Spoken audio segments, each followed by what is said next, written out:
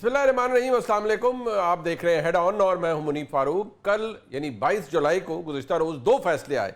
एक इंसदाद दहशतगर्दी की अदालत सरगोदा से, स्पेशल कोर्ट से, और कोट लखपत जेल के अंदर जो एक ट्रायल हो रहा था वहाँ से भी रात का एक फ़ैसला आया। जब ये फ़ैसला आया तो बहुत से लोगों ने कहा कि नहीं देखिए, रात के वक्त फ़ैसला आया है, बड़ा गलत है। शायद हमारी शॉर्ट टर्म मेमोरी है, बहुत से फ़ैसले हमारे मुल्क में रात को आए हैं। पिछले साल 2024 में इसमें 3 फैसले तकरीबन ऐसे ही सारा सारा दिन की कार्रवाइयों के बाद रात को आए।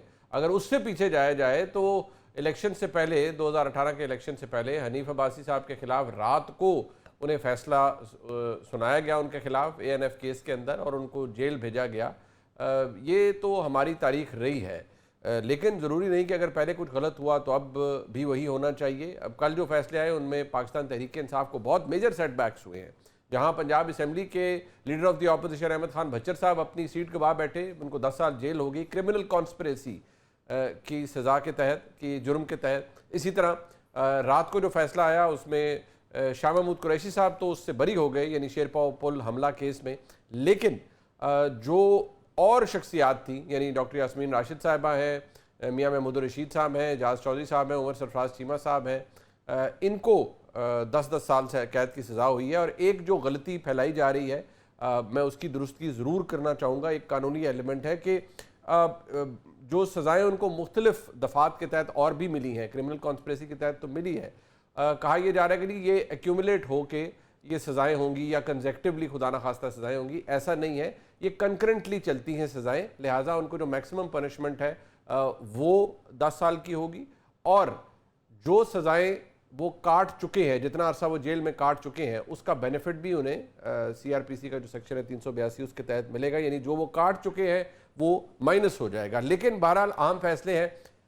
अजीब सी डिस्कशन एक चल पड़ी है। एक डिवीज़न ये कह रहा है, एक तरफ ये है कि जी सज़ाएँ बिल्कुल दुरुस्त हुई हैं, कानून और आइन के मुताबिक हुई हैं, हुकूमत का ये मौक़िफ़ है। दूसरी तरफ ये कहा जा रहा है कि जी नहीं, ये कानून और आइन के मुताबिक नहीं है। वैसे हमारे मुल्क में जब रियासती ज़ोर हो या रियासती ताकत हो तो फिर कई दफ़ा ऐसे भी होता है कि चीज़ें उस तरह से नहीं हो पाती जिस तरह से होनी चाहिए, कानूनी सुकम फैसलों में रह जाते हैं। लेकिन यहाँ अगर आप अब तक जो मैं देख पाया हूँ, जो सरगोदा का फ़ैसला है उसके अंदर जज साहब ने मुतअद्दिद दफ़ा 2-3 चीज़ें लिखी हैं। एक ये कि कुछ जो माइनर डिस्क्रेपेंसीज़ हैं, यानी अगर कोई FIR लॉजिंग के अंदर प्रॉब्लम हुआ है, डिलेड हुई है, तो उसकी भी वजह उन्होंने लिखी है कि इस पर एतराज़ किया जाएगा तो ये क्यों कानूनी है कि जो FIR अगर थोड़ी सी डिले हुई। साथ उन्होंने कहा है कि जब आप इतने ज़्यादा एविडेंस को और इतने ज़्यादा जो विटनेसेस हैं, तकरीबन 33 के करीब विटनेसेस थे, उनके जो एक्चुअल अकाउंट्स थे, उनको आप वेरीफाई करेंगे तो फिर आप थोड़ी सी डिस्क्रेपेंसी अगर हो भी जाए तो वो मैटर नहीं करती। बहरहाल इसका सियासी एस्पेक्ट या सियासी असर क्या है वो हमारे सामने है। ये रेला शुरू हो गया है सज़ाओं का, क्योंकि इसके बाद जो होगा वो भी काफ़ी भयानक हो सकता है। क्योंकि अभी फैसला आना है GHQ हमला केस का, अभी फैसला आना है जना हाउस हमला केस का, और 9 मई से मुतल्लिक कई केसेस ऐसे हैं जो लाहौर में रजिस्टर्ड है, वहाँ से भी फैसला आ सकता है। अपने मेहमानों का तारुफ करवा लेते हैं, इस पर बात करते हैं। हमारे साथ मौजूद हैं जनाब राना एहसान अफजल साहब, कोऑर्डिनेटर वज़ीर-ए-आज़म के, वफाकी हुकूमत को रिप्रेजेंट कर रहे हैं। बहुत शुक्रिया राना साहब आपका। अदर काज़मी साहब सीनियर सहाफ़ी हैं, हमारे साथ मौजूद हैं, बहुत शुक्रिया अदर काज़मी साहब। आमिर राना साहब हमारे साथ मौजूद हैं, सीनियर सहाफ़ी हैं, बहुत शुक्रिया राना साहब आपका भी। मैं ज़ाहिर बात है हुकूमत का एक मौक़िफ़ इसके ऊपर होता है जो सज़ाएँ दी गई हैं, बट मैं डिस्पैशनेट व्यू अतर काज़मी साहब आपका चाहूँगा। सबसे पहले आपके नज़दीक 2 फैसले कल हुए, इसमें जो मेन सज़ाएँ हैं या जिस तरह दी गई हैं, जिस तरह यास्मीन राशिद साहबों को दी और लोगों को दी गई हैं, उसमें एक एलिमेंट क्रिमिनल कॉन्स्पिरेसी का भी आता है कि उन्होंने साजिश की और साजिश के बाद फिर वो खुद को उससे अलहदा नहीं कर पाए। जो भी सज़ाएँ दी गई हैं, अगर मैं लाहौर कोट लखपत जेल की बात करूँ तो वहाँ ना सिर्फ साजिश है बल्कि वो जो जाए वक़ुआ है उधर से भी उन मुख्तलिफ फुटेजेस के ज़रिए उनकी प्रेजेंस, फिर जो उनका एक पूरा मामला था आने जाने वाला, वो भी मौजूद है। क्या ये फ़ैसले आपकी नज़र में जो तारीख रही है हमारी अदालती फ़ैसलों की, ये इसी तरह रहेंगे या आपको लगता है इनमें सुकम रहेगा और ये आला अदालतों में जाकर ओवरटर्न हो सकते हैं? देखिए, अभी पूरा फैसला तो मैंने तफसील से नहीं पढ़ा, लेकिन कुछ चीज़ें मेरी नज़र से गुज़री हैं जिनके ऊपर यकीनन ये ग्राउंड बनाया जा सकता है कि इस फैसले को चैलेंज किया जा सकता है और वो चैलेंज करेंगे भी। अब देखते हैं कि हाई कोर्ट पे जब ये मामला पहुंचता है तो वहां पे चीजों को कैसे देखा जा सकता है। लेकिन क्या ये सारा अमल साफ और शफाफ था? देखें, जब आप कानून की बात करते हैं, आइन की बात करते हैं, आइन और कानून पिक एंड चूज नहीं करता मुनीब साहब। आइन और कानून के सामने सब बराबर होते हैं। आप देख लें कि कहीं पे किसी को कॉन्स्पिरेसी पे सजा दे दी गई है, किसी को एक्विट कर दिया गया, और फिर ये जो कोर कमांडर हमला केस था, इसमें जो कमेटी बैठी थी और प्रेस कॉन्फ्रेंस हुई थी जिसमें दिखाया गया था कि जी मेन जो अक्यूज्ड हैं उनमें मुराद राज साहब भी हैं। उन्होंने एक प्रेस कॉन्फ्रेंस की और वो साइड पे हो गए। अब खदीजा शाह साहिबा पे भी केस बना रहा, वो गाड़ी चला रही थी, लेकिन गाड़ी की छत पे जो खड़ा था, जो मोअज़्ज़िज़ शख्सियत जो खातून खड़ी थी, वो पवित्र हो गई, इस्तेकाम पाकिस्तान पार्टी में उनकी शमूलियत हो गई। इसी तरीके से बहुत सारी और भी मिसालें मिलती हैं, और उस फैसले के अंदर भी लिखा हुआ है, जो सरगोदा आईटीसी का फैसला है, कि इन लोगों ने पीटीआई को नहीं छोड़ा और इनकी वाबस्तगी भी उसके साथ है। तो ठीक है। मुझे नहीं लगता कि ये उतना पैशनेट किस्म का फैसला है, उतना आइन और कानून के मुताबिक फैसला है कि इसका हम इल्मी किताबी जायजा लें। ये एक सियासी इसके अंदर एक अंसर है, और उसी के ऊपर फिर बहस भी होगी। और फिर जो सजाएं आई हैं, लगता है ऐसे है कि कोई बाटा का रेट है, 10 साल 10 साल 10 साल, बाटा सरगोदा में हो, बाटा इस्लामाबाद में हो या लाहौर में हो, बाटा की चप्पल का रेट एक ही है। तो नहीं, वो सजाएं भी उसी तरह। और बात यह है जी, ना कि वो आपने बाटा की चप्पल का कह दिया, अब पता नहीं ये क्या है, लेकिन जो क्रिमिनल कॉन्स्पिरेसी की सजा एक जैसी ही होती है। वो चाहे सरगोदा में हो बाटा का स्टोर, या बाटा का स्टोर लाहौर में हो, या साहिवाल में और हो, चले एक जैसे ही होगा। नहीं, पर कम से कम वो थोड़ी कोई ऊपर नीचे भी हो सकती थी। एक 10 साल कहते हैं कोई थोड़ी एक बहुत ही आधा रियायत महीने, होनी चाहिए थी। ठीक थोड़ी है। बहुत ऊपर भी नीचे भी हो सकती थी। वो बहुत सारे होते हैं ना। अब ये तो नहीं लिखा हुआ कि जज साहब ने पूरी 10 साल ही देनी है और इस बंदे को ऐसे देनी है। हाँ, तो हाँ। वो भी आपके सामने है। और फिर जो फैसले आए और जिस तरीके से आए, सरगोदा वाला जो फैसला है, मलिक अहमद बचर साहब का नाम बाद में एफआईआर के अंदर डाला गया। फिर इसी तरह बहुत सारे लोग जो है वो प्रेस कॉन्फ्रेंसेस करके साइड पे हो गए। तो ये एक इल्मी और कानूनी बहस नहीं है, टू बी ऑनेस्ट। ये फैसले भी उसी सियासी बहस का हिस्सा बनेंगे जो बहस इस मुल्क में जारी है। अच्छा, ये राणा साहब, वैसे तो अभी कुछ देर पहले अतर काज़मी साहब आपके वैसे, आपको पता है ना, दिल लगी करते हैं वो आपकी खुसूसी मुलाकात भी हुई आज शायद इजिप्ट के एम्बेसडर से, तो शायद वैसे भी वो कहते हैं कि हुकूमत का रवैया बड़ा मुतकब्बराना हो जाता है। तो आज तो आप वैसे ही बड़े इजिप्ट के एम्बेसडर से मिल के आ रहे हैं, ऊपर से दो फैसले, वो भी पीटीआई के लोगों के खिलाफ आ रहे हैं। आपको तो चाय अगर शादी भी हम पिला रहे हैं तो उसमें भी आपको खाने का मजा आ रहा होगा।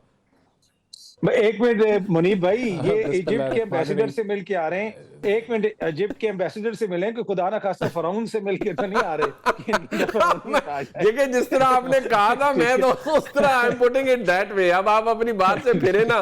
जी राणा साहब। नहीं नहीं, जी जी जी राणा साहब। देखिए मुनीब साहब, हमारे में तो बिल्कुल कोई तकब्बर नहीं है, ना तकब्बर आ रहा है। हमें पता है हमारा मैंडेट 2029 तक का है और उसके बाद फिर हमने एक इलेक्टोरल प्रोसेस से गुजरना है। देखें, बात बड़ी सिंपल सी है। ये सज़ाएं पीएमएलएन ने नहीं सुनाई, ये हुकूमत ने नहीं सुनाई, ये अदालतों ने सुनाई हैं। और देखें, इसमें जो एक अफसोस का पहलू ये है कि 9 मई तो सब ने विटनेस किया, पूरी कौम ने देखा। 9 मई को एक वो रैंडम इंसिडेंट नहीं था कि जो आउट ऑफ द ब्लू हो गया, उसके ऊपर बड़ी प्लानिंग की गई, बड़ा नैरेटिव बिल्ड किया गया, बड़ा एक प्रोपेगेंडा किया गया, जिसकी वजह से लोगों में इश्तियाल आया। और वो एक सियासी जत्था जो था पीटीआई से रिलेटेड, वो उसने यक वक्त जो है वो फौजी तनसीबात के ऊपर हमला किया। जो अफसोसनाक बात है कि आज तक पीटीआई ने उस पर नदामत नहीं दिखाई, पीटीआई उस पर अपोलोजाइज उस पर नहीं किया, और पीटीआई ने उसको हमेशा ट्विस्ट किया सियासी तौर पे कि ये फॉल्स फैग है, ये फलाना है, ये धमकाना है। और अब अदालतों ने जो है वो फैसले सुनाना शुरू कर दिए।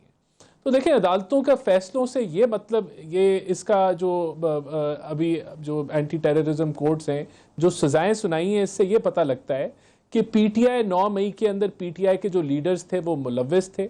एविडेंस जो भी पेश हुआ, जो भी ड्यू प्रोसेस चला, उसके अंदर वो गिल्टी पाए गए। आज भी पीटीआई ये कह रही है कि जी ये तो हमारे साथ सियासी इंतकाम लिया जा रहा है, ये तो जी 5 अगस्त का जो हमारे जलसा हो रहा है उसको ये मेलो डाउन किया जा रहा है, इनको कटहरे पे खड़ा किया जा रहा है। नहीं, 9 मई को जो हुआ था वो हजम नहीं किया जा सकता था, उस पर मिट्टी नहीं डाली जा सकती थी, उसके ऊपर आंखें बंद नहीं की जा सकती थी, क्योंकि अगर कर ली जाती तो फिर तो यहाँ कोई अदारा ना रहे, यहाँ तो मुल्क जो है वो इंतशार फैलाने की जो है वो कंपटीशन शुरू हो जाए, और जो जिसका जत्था लेके जो चीज आग जलाओ घिराओ करके जिस मर्जी चीज को आप गिरा देंगे तो वो फाते होगा, वो जो है वो जीतेगा सियासी तौर पे। तो नई रेस शुरू हो जाती और अदारे खत्म हो जाते। तो ये मैं समझता हूं कि देखें, हमें इसको आज भी ये कहें कि जी ये कोई टारगेटिंग होगी फलाना हो गया, नहीं।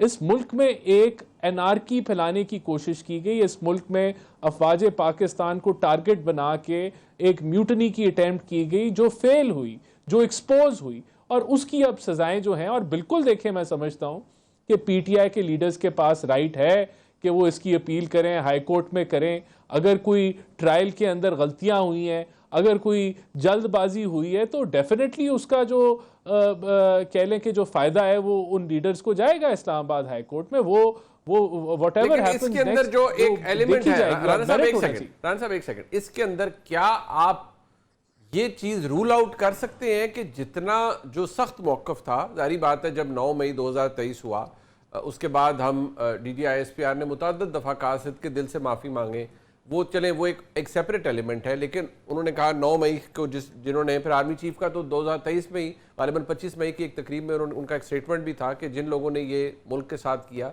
उनको कानून के मुताबिक सजा दिलवाई जाएगी।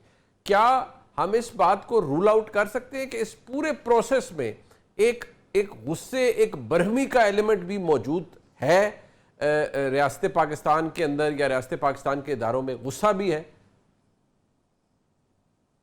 देखिए, मैं समझता हूं कि ये पाकिस्तान का जो जुडिशल निज़ाम है और जिस तरीके से यहाँ तर्ज हुकूमत है, वहाँ ये आप बिल्कुल सवाल आपका वैलिड है, इसका जवाब शायद हाँ हो। लेकिन अगर इस मुल्क में जुडिशल निज़ाम बॉटम पे ना होता तो यानी कि ये सवाल आपका फिर वैलिड ही ना होता। फिर देखें, लोगों को 2 साल ना लगते सज़ाएं सुनाने में।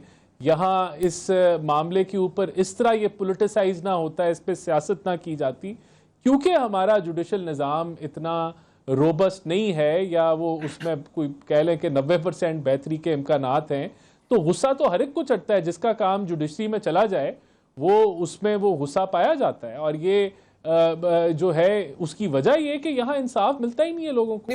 और अभी भी हम डिबेट कर रहे हैं कि जी 9 मई जो है, यानी कि 9 मई के हवाले से कंफ्यूजन है कि भाई ये फॉल्स फ्लैग है, फलाना है, सियासत की जा रही है ना भाई। आपने दुनिया में अगर कोई फौजी तनसीबात पे हमला आवर हो, कोई जलाओ घिराव करे, तो उनको यानी कि आपने यूके में देखा और ममालिक में देखा, धड़ाधड़ अब मुकदमात चलते हैं और लोगों को सजाएं होती हैं, और बड़ी सख्त सजाएं होती हैं। तो यहाँ अगर सजाएं हुई हैं तो हम आज भी डिबेट कर रहे हैं कि जी ये सियासी हैं, ये फलानी है, ये तो टारगेटिंग हो रही है। भाई 9 मई हुआ था, कोई छोटी बात नहीं थी। आमिर इलियास राणा साहब, एक बात है, जारी बात है, पहले भी केसेस हुए, पहले भी हमने बहुत कुछ देखा।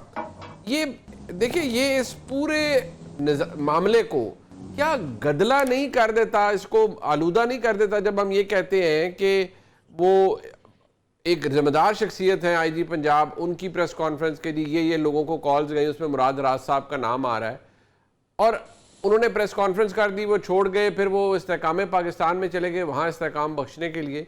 आज उनका कोई नाम लेने वाला नहीं है, ना ही कोई कह रहा है कि वो थे। अभी खदीजा शाह साहिबा का जिक्र अतर काज़मी साहब ने किया, तो जो खातून ऊपर बैठी थी उनका कोई जिक्र करने का नहीं है कि जी वो भी शामिल थी, क्योंकि जज साहब ने तो लिखा है कि एक तो ये कि जो लोग वहाँ पर मौजूद थे वो वाइकेरियसली लायबल हैं, ये सरगोदा वाले केस के अंदर के जो एक्शंस हो रहे थे। नंबर 2, उन्होंने ये भी लिखा है कि कोई स्पेसिफिक एक्ट की ज़रूरत नहीं है कि आप वहाँ, आपका वहाँ होना मतलब काफ़ी है अगर आप किसी फसाद के अंदर हैं। तो ये तो सरगोदा वाले जज साहब ने लिख दिया है।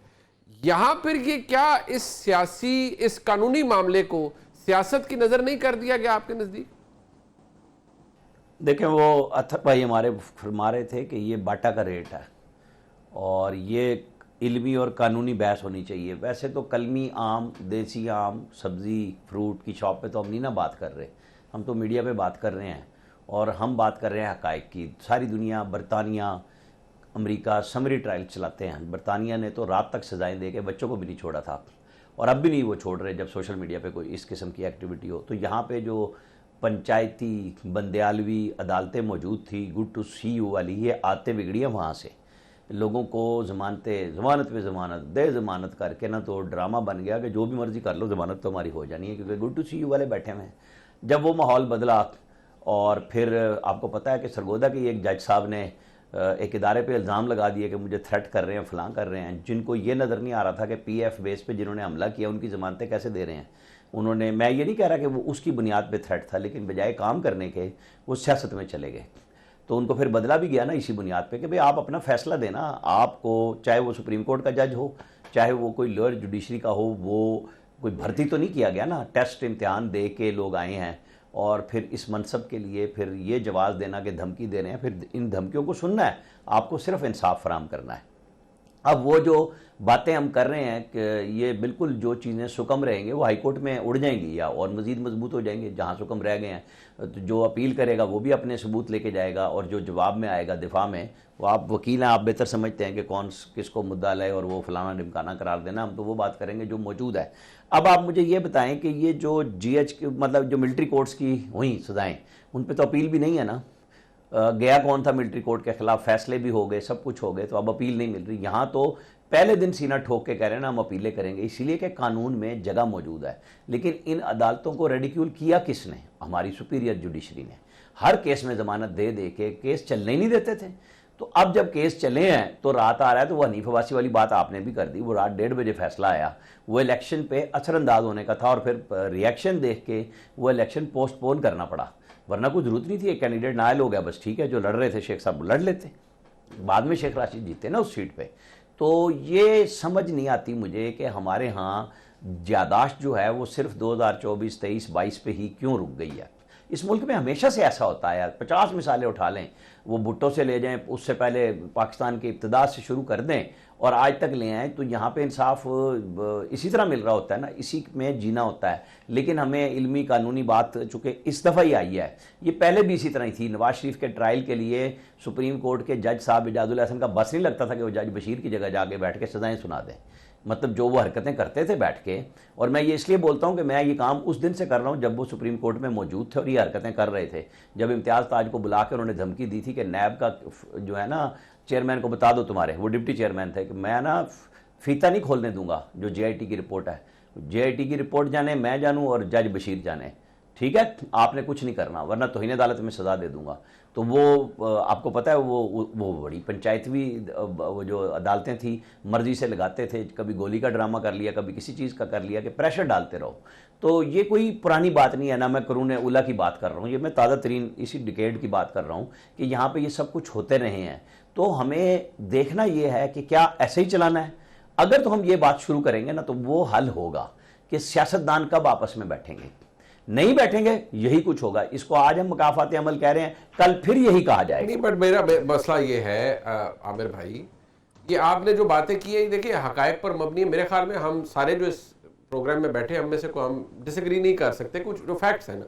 लेकिन जो बात अभी अथर काजवी साहब ने की वो भी एक फैक्ट है कि मुराद राज साहब का नाम, जो खातून खदीजा शाह साहबा की गाड़ी के छत पे वो सनरूफ से प्रॉबेबली ये मून रूफ जो भी होता है उससे निकल के वो बैठी हुई थी, वो प्रेस कॉन्फ्रेंस करके साइड पे हो जाती हैं, बाकी लोग उधर ही मौजूद हैं या वो रहते हैं तो उनको सजाएं हो जाती हैं। ये एक कंपेलिंग रीज़न बन जाता है कि फिर हम सारे ही शायद इन सजाओं की फेयरनेस के ऊपर सवाल उठाने पर मजबूर हो जाते हैं। बस छोटा सा जवाब आपको देता हूँ। वो अंदलीब अब्बास साहिबा है ना, वो आज चल रहा है उसका अली अमीन गंडापुर का, कि भाई वो उसकी गाड़ी पे बैठी थी अंदलीब, उसको किसी ने कुछ नहीं कहा, मुराद राज को नहीं कहा। अभी आपने खुद DGI-SPR का चूँकि जिक्र किया था, मैं इसलिए जानबूझ के इस पर बात नहीं की। बेशक उन्होंने बात उठाई थी, चूँकि आप सुना चुके थे कि माफ़ी के अलावा कोई बात काबिल कबूल नहीं है और फिर आप सियासत करें। तो जिन्होंने माफ़ी मांगी है, फ़ौज तो बराह रास्त कह रही है कि माफ़ी मांगे और आगे चलें, लेकिन जो अकड़ गए हैं तो फिर कानून का सामना कर रहे हैं ना। तो इसमें जवाब और मतलब पब्लिकली उन्होंने कहा हुआ है। ओके सो मतलब माफ़ी मांगी जिन्होंने, या जिन्होंने माफ़ी मांग के पीछे हटे, पार्टी छोड़ी, उनके लिए रास्ता है। एक ब्रेक शामिल करते हैं, प्रोग्राम में ये बहस जारी है, हमारे साथ रहिए।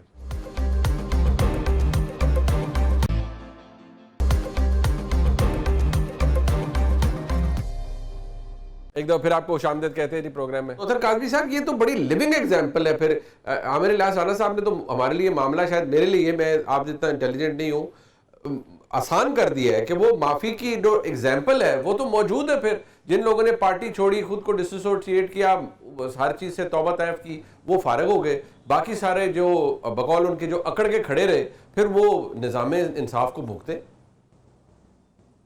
नहीं, आप माशाल्लाह हम सबसे ज्यादा इंटेलिजेंट हैं, आप हम सबसे इंटेलिजेंट है, ऐसा कोई मसला नहीं है। दूसरी बात ये है कि देखें, अनीफ अब्बासी साहब भी यहाँ पे मौजूद हैं और जिस वक्त उनको सजा हुई थी और रिकॉर्ड पे मैंने क्या कहा था वो चीज आज भी मौजूद है। अनीफ अब्बासी साहब से भी पूछा जा सकता है, मुतअद्दिद प्रोग्राम्स में बैठ के कहा था कि ये क्या निज़ाम है कि रात को आप जो है 12 बजे अनीफ अब्बासी साहब को पकड़ के लेके जा रहे हैं।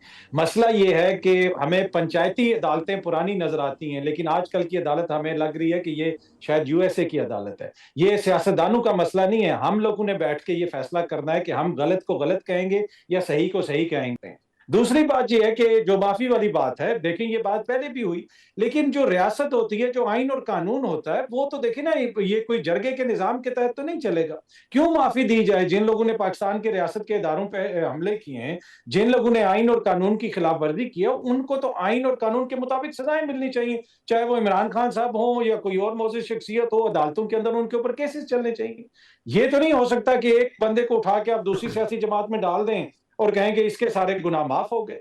तो ये असल में इशू है। जब आप इस तरह करते हैं कि कुछ लोगों को साइड पे कर देते हैं, फिर वो बहस सियासत की तरफ चली जाती है। तो इसी वजह से हम सियासी बहस करते रहेंगे जब तक हम ओवरऑल अपने रवैयों को चेंज नहीं करेंगे। किसी के साथ भी ज्यादती हो, किसी के साथ भी आइन और कानून के खिलाफ काम हो और आइन और कानून की कोई भी खिलाफ बात करे या कानून शिकनी करे, वो सबकी नजर में बराबर होनी चाहिए और उसको नहीं मानना चाहिए। जब तक हम नहीं मानेंगे तो बाकी जो उससे फायदा उठाते हैं उन्होंने क्या मानना है। वैसे ये राना एहसान अफजल साहब, ये बात तो देखिए ना, अगर वो वहाँ जिस तरह भी आमिर भाई ने कहा कि जी वो ईमानदार जजेस का नाम भी दिया गया ना, आपकी जानिब से दिया गया, बहुत मैं माजरत के साथ जज साहबान को, लेकिन ये टैग और ये ज़बान ज़द आम था। तो जब आपके का वक्त बदला तो आपकी क़यादत को भी सहूलत मिली, बहुत कुछ मिली, और आज तो आप बताया जाता है कि 26वीं आईनी तरमीम के बाद वो हमने तो सुना था 5 उंगलियाँ घी में और सड़ कढ़ाई में। आप तो शायद उससे ज़्यादा प्रिविलेज्ड पोजीशन में है, तो शायद आपको भी शायद नहीं बल्कि यकीनी तौर पे आपके स्टिंट को भी, आपके दौरे इक़्तिदार को भी ऐसे ही जज किया जाएगा। तो अतर काज़मी साहब यहाँ कलमा हक बुलंद कर रहे हैं और वो कहते हैं अगर मैं उस वक्त को बुरा कहूँगा तो मैं आज के वक्त को भी बुरा कहूँगा। नहीं, देखिए, मैंने तो तस्लीम किया ना कि आपकी जो जुडिशरी है, आज बेशक 26वीं आईनी तरमीम भी हो गई है, लेकिन उसकी जो दुनिया में रैंकिंग है वो बॉटम 10 पे है। तो ये बहुत सारी चीज़ों की गवाही देती है कि आपकी जुडिशरी के अंदर कितने मसाइल हैं और जो भी मामलात सर साहब, ये sir independent of the executive काम अगर जुडिशरी करे वो तो और बात है ना। रियासती दबाव अगर पहले था तो क्या आज नहीं है पाकिस्तान की अदलिया पे? वो अतर काज़मी साहब का आर्गुमेंट ये है कि अगर पहले था तो आज भी है। नहीं, मैं ये उसकी जो रैंकिंग जो इतनी बुरी है वो इन सारी चीज़ों को कवर करके ही वो बनी है ना। कोई अच्छा, उसमें क्या कहते हैं, कोई एक एलिमेंट तो नहीं है ना, सारे एलिमेंट्स ही होंगे। लेकिन देखें, बात तो यहाँ तो इशू ये है कि हमें कैसे जज किया जाएगा। इसका तयन तो ये करेगा ना कि हमने तो दरवाजे नहीं बंद किए मुज़ाकरात में, या पीटीआई जो पोलराइजेशन का जो सियासी माहौल है क्या उसके हम जिम्मेदार हैं? अगर बातचीत आपस में नहीं कोई कर सकता, सियासी जो पॉलिटिकल पार्टीज़ हैं, वो तो खान साहब उसके लिए ज़िम्मेदार है। और इसको भी देखा जाएगा कि अगर 9 मई का वाक़या किया पीटीआई ने, और अब साबित हो रहा है कि वो उसमें शामिल थे क्योंकि सज़ाएं हो रही हैं, लेकिन उसको पीटीआई ने कैसे हैंडल किया? क्या उसको जो है उस मामले को, अगर वो गलती हो गई थी और वो एक सेटबैक पीटीआई को मिला जो बहुत बड़ा, जिसके अंदर वो पकड़े गए, तो क्या उसने कोई अमेंड करने की कोई कोशिश की?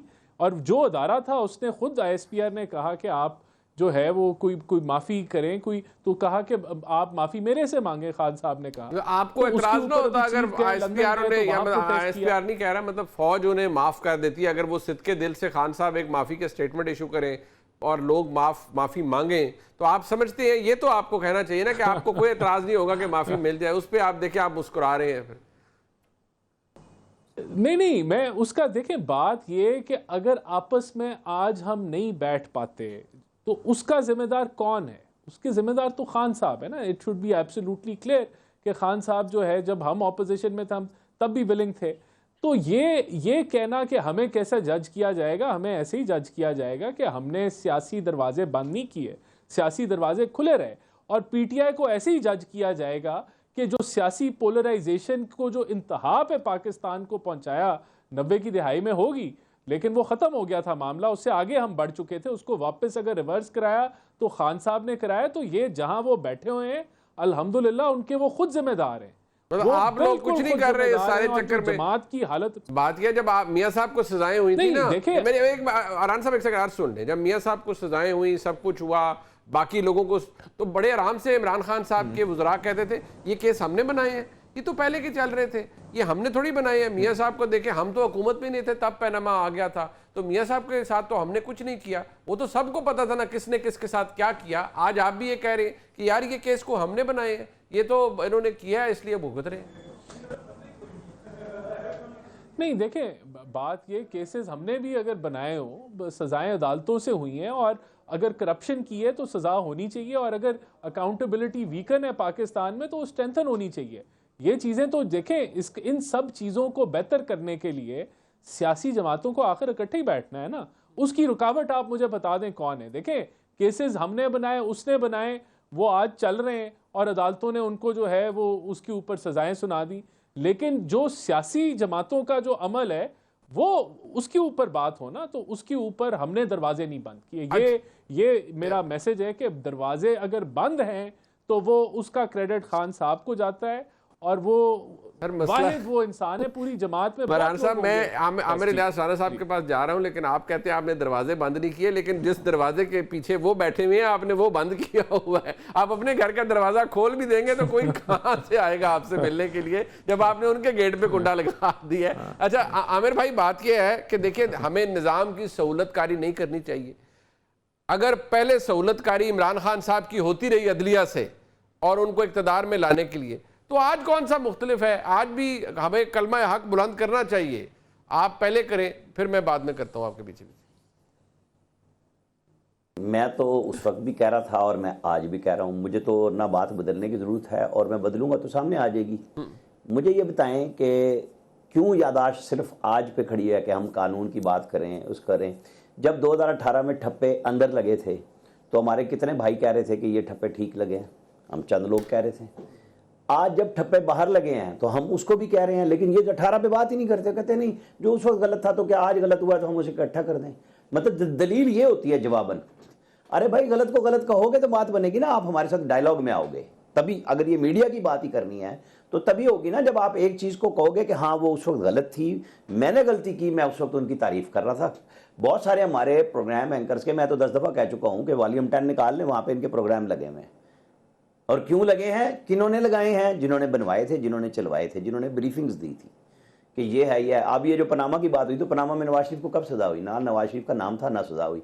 JIT ने भी अकामा निकाला, पनामा नहीं निकला था उनसे। वो जो हीरे हमारे ढूंढ के लाए थे ना, वो कुछ नहीं निकला था। वो जज साहिबान, वो जो अकवाले ज़रीं लिखते थे ना मुख्तलिफ लोगों के, खोसा साहब जो ऑथर जज है माशाल्लाह, जिन्होंने ब्लैक लॉ डिक्शनरी का सहारा लिया। यहाँ तो पाकिस्तान के कानून पे बात हो रही होती है, जहाँ मैं हमेशा कहता हूँ यहाँ पे अंग्रेजी दा दी ते पंजाबी दा दा, जिथे लगता है उत्थे ला। इसके अलावा कौन सा ला है यहाँ पे, मुझे बता दें, आज तक लगा कोई? नजरिया ज़रूरत को जो मर्जी नाम आप दे लें, हर वक्त यही है। तो बात ये होगी कि मीडिया भी अपने किरदार को ठीक करे और सियासतदान सबसे पहले ठीक करें कि अगर इनमें इखलाकी जरूरत इतनी नहीं है कि आपस में बैठ के बात कर सके। बिल्कुल ठीक है, शान अब्दुल ने बात की, सिंपल सी बात है। शहबाज शरीफ, आसिफ जरदारी दोनों ने इमरान खान को पहले दिन ऑफर की थी मिसाक मईशत की, उन्होंने रौनत में बात ही नहीं सुनी। वो जब नेशनल सिक्योरिटी का इशू आया वो तब भी नहीं सुनते थे। अभी तो GHQ हमला केस में आना है, ये जो सिपाहियों के ऊपर कहानियां हो रही है ना कि मेज के नीचे से निकला था, जी। फिर एक ऐसी जगह का गवाह भी आना है चक्री का, जो मैं बार बार कहता हूं, जो कहेगा कि जनाब मैं ये काम इनके साथ कर रहा था, मैं प्राइवेट बंदा हूं, मैंने ये सुना था। वो बयान कलम बंद है, जब जरूरत होगी तो बाकी गवाह खत्म करके वो आ भी जाएगा। GHQ हमला केस अभी तोशा खाना तो कल अदालत में आ गया है, अडियाला जेल में, तो कल साफी जाके मिल लेंगे, जिन्होंने मिलना है ना, जो जर्नलिस्ट जाते हैं वहाँ पे, वो कल मिलेंगे उनसे, खान साहब से। फिर ये जो सारी बातें हैं वो बराह रास्त मेरे और आपके पास आ जाएंगी। अभी तो हमारे पास ज़ाहिर है, जब गवर्नमेंट नहीं मिलने दे रही, बहन मिल रही हैं, या कल 2 बहनों को नहीं मिलने दिया, वकला मिले हैं और वकील भी 2 घंटे मिले हैं, उनको आके खुद बात कर लेनी चाहिए। वो अगर हाईकोर्ट का कोई हुक्म नहीं मान रहे तो वकीलों को भी बात करनी चाहिए ना। कि हमें मिलने नहीं देते, मतलब आप हमारे ये ग्रुप कह को रहे हैं नहीं ये मिलने मामला देते। अभी यहाँ तो रुकना इनके ऊपर नहीं, कौन सी पाबंदी है? ये सिलसिला अभी आगे चल रहा है। मैं जरा इसको आगे बढ़ाता हूँ, एक मिनट यहाँ पर एक सिर्फ एक कह दूं, जी जी जी जी चले, मैं वो यही कह रहा हूं कि जो सजा में बरी हुए ना शाह महमूद कुरैशी, जी बस इस पे इंतजार कीजिएगा कि जिन्होंने केस किया था क्या वो अपील कर रहे हैं। अपील नहीं कर रहे तो फिर आप इस पे जो मर्जी जायजा ले लीजिएगा। ठीक, हम चलें, एक्विटल हुआ है। जरा एक मुफ्त ब्रेक है जी, हम वापस आ रहे हैं, हमारे साथ रहेगा।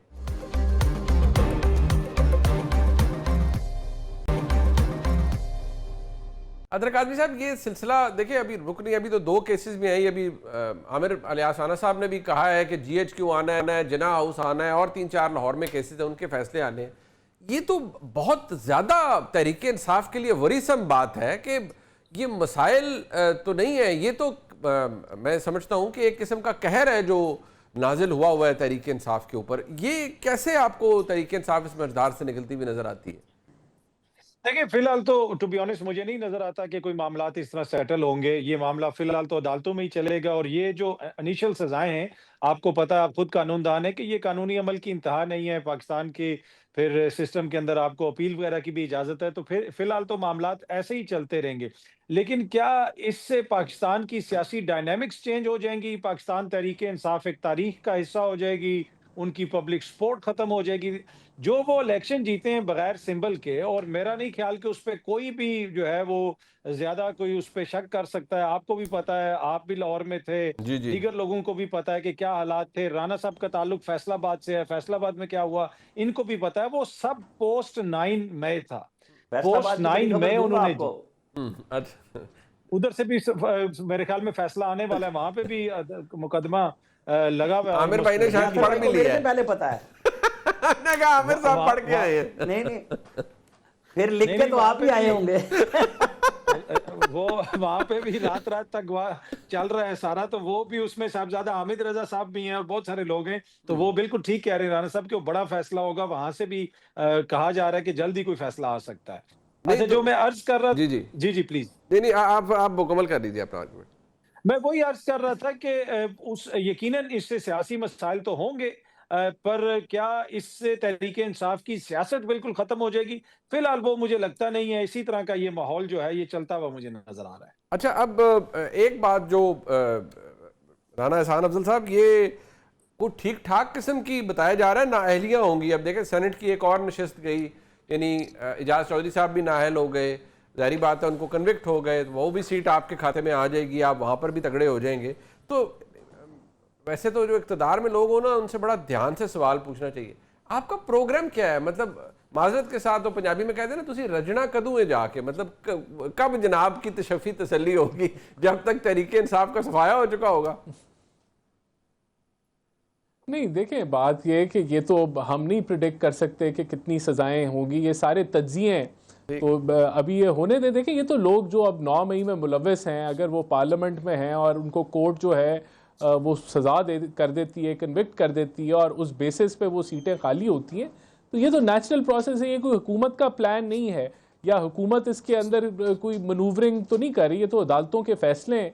और बाकी ये PTI का जो किरदार है उसके, अब तो मैं इसको यही कहूँगा, हमारा कोई ऐसा प्लान नहीं है। वो इलेक्शन होंगे, हो सकता है PTI वाले दोबारा अपनी सीटें निकाल लें, और हो सकता है PMLN वाले निकाल लें। अब तो ये तो एक मुकाबला होगा और फिर लोग डिसाइड करेंगे। बहरहाल इसके अंदर जो है बज़ाहिर तो ऐसे ही लग रहा है कि जहाँ जहाँ सज़ाएँ हैं वो सीटें वेकेंट होंगी और फिर उधर इलेक्शन कॉल होंगे। बिल्कुल ऐसे ही होगा। और आमिर इलियास राना साहब, ये जो फैसलाबाद की आपने अभी कहा मैं बताऊंगा, तो जरा बता ही दीजिए, वहां से भी कोई मतलब ऐसे ही बम फटने वाला है? देखें, अभी तो एक ना प्रोसिक्यूशन ने दरखास्त दे के पिंडी में ATC में जज साहब को बुलवा लिया 25 तारीख को। अच्छा। और उसमें थाना वाकंड का है, जिसमें चेयरमैन बानी PTI सब अलीमा खान मुलजिम है, उसकी जल्दी शुरू हो गई है। और मेरा ख्याल है हफ्ते 10 दिन में फैसलाबाद का फैसला आना है, जहाँ उमर अयूब हैं, कुछ के नाम इन्होंने ले लिए, वहाँ शिबली फराज भी हैं, एक राय साहब है MNA, वो भी हैं, काफ़ी सारे लोग हैं वहाँ, 15-16 शायद पार्लियामेंटेरियन है, वो ISI के दफ्तर पे हमला केस में। तो ये चीज़ें जब सिमटा के फिर GHQ हमला केस की तरफ आएंगी, तो वहाँ पे भी फाइनल होनी है। उसमें भी कोई छुपे हुए लोग तो नहीं बोल रहे थे, वीडियो पे आ रहे थे सारे लोग। जैसे कोर कमांडर हाउस लाहौर का होना है, जिसे जिना हाउस कहा जाता है, वहाँ पे भी ये मजमे को इकट्ठा करके और आप आके वहाँ पहुँचा के कहेंगे अब रुक जाओ, ये नहीं हुआ करता।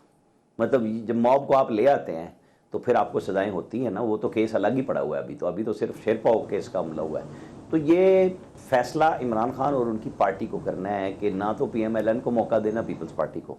तो जो फौज कह रही है कि आप बार बार उन्हीं के ऊपर डाल देते हैं कि ये आपने किया है, मुझे तो हैरत है कि वो इतने काबिल हैं कि इतने मुनज़्ज़म अंदाज में सारे पाकिस्तान में अपनी इंस्टॉलेशन पे ही हमले कर लें।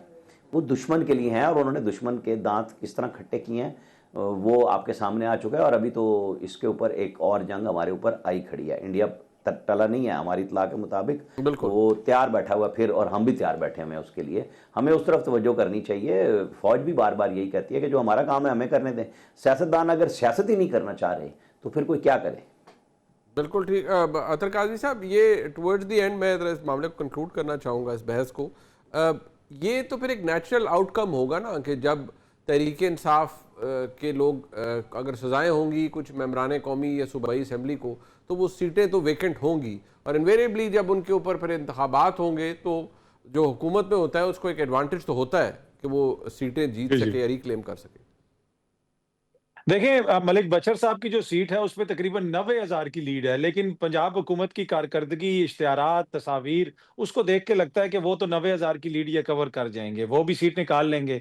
बाकी फैसलाबाद में राजा रियाज साहब को टिकट दे दिया गया था, राना एहसान साहब को नहीं दिया गया था। आई होप कि अब अगर कोई सीट खाली होती है तो राना एहसान साहब को, हमारे भाई को, टिकट मिलता है और ये भी कौमी असम्बली में आए तो ये भी यकीनन वो सीट जीत लेंगे, इसलिए कि हुकूमत की कारकर्दगी बड़ी बेहतर है। आप उनकी प्रमोशन ना करें तो आप करेंगे तो फिर काम खराब होगा, कहीं और जैसे हो तो फिर ठीक है, फिर टिकट मिल नहीं, इख्तियार वली साहब हो जाएं, राना एहसान साहब हो जाएं, जो भी जेन्युइन पॉलिटिकल वर्कर हैं, जो जमातों के साथ हैं, किसी भी जमात में हो, उनको जमातें कभी भी जो है अच्छे मौके पे टिकट नहीं देती, दूसरी तरफ ही जाते हैं, चाहे PTI वाले हों चाहे कोई और। राना एहसान अफजल साहब, आप गवाह रहिएगा, ये अतर काज़मी साहब ने पता नहीं आपके साथ नेकी की है या आपका नाम ले आपके मैंने एक फिक्रा कहना है मुनीब साहब। जी जी जी जी जी आमिर भाई, ये जो अथर भाई ने अभी एक फिक्रा कहा ना कि वो वर्करों पे नहीं जाते, असल में इशू ये है कि PMLN और पीपल्स पार्टी पे तो ये कभी था ही नहीं। वो वर्कर को भी लाते हैं, करोड़पतियों को भी लाते हैं, क्योंकि बकौल PTI वालों के ये चोर और करप्ट हैं। अरे भाई, जो आला अरफा नस्ल तैयार हुई थी PTI में, जो इमरान खान अखलाकी को अमालिया की बुलंदी पे थे, वो क्यों लाए मिर्जा अफरीदी को? सवाल इनसे है, ये ना डालने के वो ये कर रहे हैं तो उनसे नहीं पूछते। यार वो तो हैं ही ऐसे। आप नए आए थे, आप कह रहे थे हम ये कर देंगे वो कर देंगे, आप तो हेलीकॉप्टर से नीचे नहीं उतरे 38.5 महीने, आप तो जमीन पे देखते ही नहीं थे। तो जवाब आपको देना है, किसी और को नहीं देना। बिल्कुल ठीक है, ये तो खैर वक्त ही बताएगा। मैं शुक्रिया दूंगा अपने तीनों मौजूद मेहमानों का, राना एहसान अफजल साहब का, आमिर साहब का और अतर काज़मी साहब का। प्रोग्राम आपने देखा जी, इसका फीडबैक जरूर देकर देखने का बहुत शुक्रिया। खुदा हाफिज़।